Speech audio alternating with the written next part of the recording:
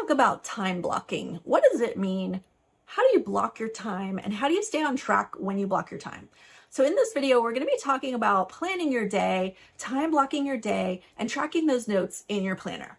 This is video number 4 in the series, How to Plan. Make sure you watch video 1, 2, and 3, planning your year, planning your month, and planning your week. Hello, I'm Katie, your teacher from the Planner School. In this video, let's go over planning your daily schedule out in time blocks. Now, my schedule works out this way. I have before work as one time block, work as my second time block, lunch break as my third time block, work again as my fourth time block, after work as my fifth time block. So I want you to break your day down into your major time blocks. So those are like a chunk of time where you're basically working on 1 or 2 activities that you can put into those hours. So think about how your day goes. If you have a job, if you work into the house, outside of the house, and what are your major time blocks? Once you break that down in your time blocks, I have 5, then you can assign your list of activities as when you're planning your week. They'll be assigned into each day. And then you're going to take notes in each of those time blocks, but you should already have most of what you should be doing already planned out. And that's how you save a lot of time in planning your day in advance. It needs to be already scheduled. So the way I like to do it is I pick approximately one thing to get accomplished in each of the time blocks. And that's the easiest way to make sure for me that I get things done, because things come up. Things happen. Things take extra time. You didn't get something to, life happens, right? We know, how you plan it is not how it's going to happen. You plan it to make it more likely things are going to happen. So once you've planned out your week and you have a few things scheduled in your day, that's how you're going to plan out your day. One activity per time block, approximately. So let's go through a daily schedule and I will show you how I take notes, which is step 4 in my plan system. Priorities, lists, assignments, and notes. We basically do this. Choose your priorities at the beginning of the year, planning your year. Make your list from your priorities that you need to take care of each month. Assign each thing from your list for your weekly schedule, and then take notes daily because you should have your plan already figured out. So daily, in each of those time blocks, you're going to write in what you accomplished. And it's going to depend on your priorities as to what you're tracking in your time blocks. And you might have some things that you're tracking in different planners. If you have a goal planner or a self-care planner or a business planner, a budget planner, if those are big areas of your life that you really want to focus in, that's where you'll track those things. And then in your schedule, you'll track different activities. You could use your daily schedule for tracking your health. You could use your daily schedule for tracking your work. You can use your daily schedule for tracking anything. It's just about making the decision and actually doing the notes, step 4, daily. And the reason you want to make sure you do step 4, writing in your notes daily, is because you will not remember. And that's the whole point. Point 2 of the planner is for 2 things. Number 1, planning ahead, and number 2, tracking what you've completed, because that way you have all that information to use, to review, to make decisions about planning ahead better the next time. So make sure you're tracking everything because you will not remember. We do not remember everything, but if you write it in your planner, it's there and you have it to look back on to make better decisions. So make sure you're writing in your notes daily. Okay, I'm going to show you how I track things, write in my notes daily in my planner. Let's check it out. Okay, let's grab a page out of the new Go-Getter Girl Scalloped Disc Planner. Let's grab this very first page, which is actually December 26th, but that's going to be our example page. All right, here's the daily page from the new Go-Getter Girl Scalloped Disc Planner.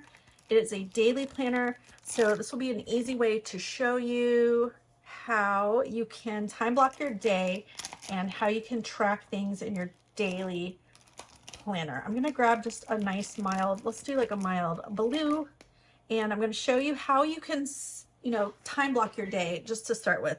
So normally I would have work, then a lunch break, then work, then after work, and before work. So those would be my 5 time blocks for the day. This is actually a day off. It's holiday, day after Christmas. So my schedule is a little bit different. However, it's still several different time blocks. So I'm going to go ahead and put this to this mild liner to separate the time blocks out.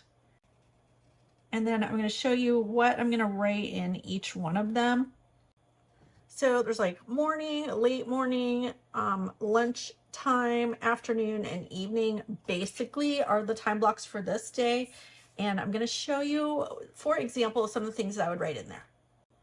To start with, I had an appointment scheduled, so that's going to go on here first. So I'm going to go ahead and put that on there. Appliance repair. And then this is a family day, so we actually had family breakfast. I'm going to put that on here. I had to wash dishes. Then I worked on videos. Then I worked on videos some more for the afternoon. And then we had like family time for the evening. So there's a simple way you can use the hourly to just plan out your major time blocks. Now, let me explain how I would use the bigger time blocks. So you have your checklist over here of your things to do, and see, I have some personal family time and I have some work. So I can use each of these lists for all of the tasks that need to be completed during the large time blocks. So I'm going to go ahead and write in the list of which videos I actually was working on during the large time blocks and some of the personal things I did during the family time. So I had a little bit of morning time that I worked on videos and some afternoon, and I got all of this done. I got actually a lot of stuff done yesterday.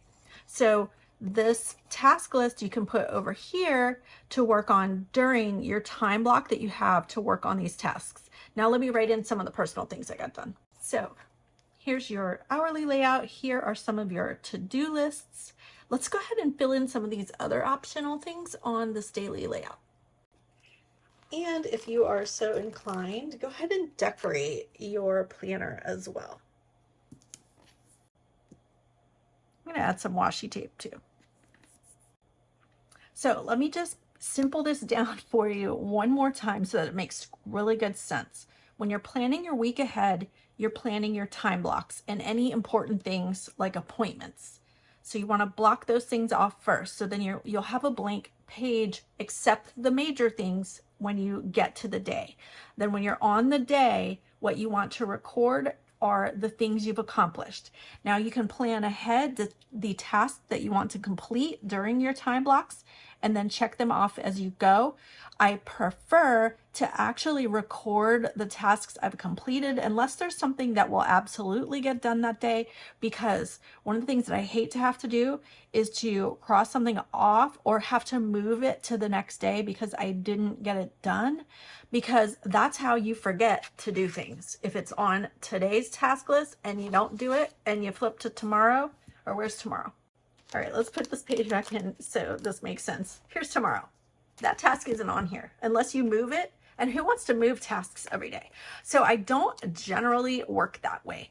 I actually have a different way of doing that. I really don't like to work off of a task list that's specific on a day. I like to work on a task list that moves. So if you have a lot of things that need to get done, and they might move from day to day, I would put them on a separate list that you can bring with you.